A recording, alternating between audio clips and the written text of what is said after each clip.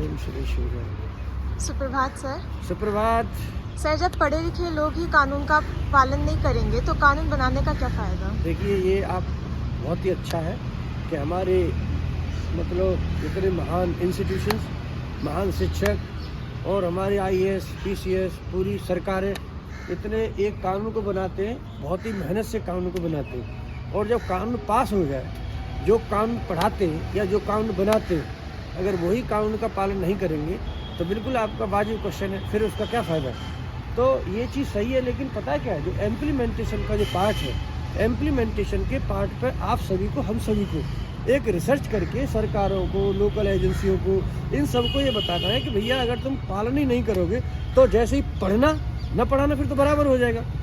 तो पढ़ने पढ़ाने का फ़ायदा क्या होगा, जब मतलब आपको काम ही ऐसे करने जो अनपढ़ करते हैं, जो मतलब बिना पढ़े लिखे करते हैं, तो फिर एजुकेशन इंस्टीट्यूशंस पे इतना बड़ा जो खर्चा कर रखा है, क्यों कर रखा है? तो इसका तो मतलब ठीक नहीं है। तो आपका बिल्कुल जायज़ क्वेश्चन है कि भाई जब आप ये सोचते हो कि मतलब इतने नंबर्स में कानून बनाए हमारे भारत में और सबसे सर्वश्रेष्ठ भारत का, आप देखोगे भारत में सबसे सर्वश्रेष्ठ जो किताब है ना आपकी, वो सर्वश्रेष्ठ किताब अगर है तो वो आपकी संविधान जी है। तो भाई एक चीज़ ही पढ़ लीजिए ना, क्योंकि जितने चाहे बिजनेस लॉ हो, चाहे कॉर्पोरेट लॉ हो, चाहे इंडस्ट्रियल लॉ हो, किसी भी प्रकार का लॉ क्यों ना हो, लेकिन वो सारे के सारे लॉ आपके संविधान जी से बने हुए। तो हमें एक जो है जन जागरण अभियान चलाने की ज़रूरत है।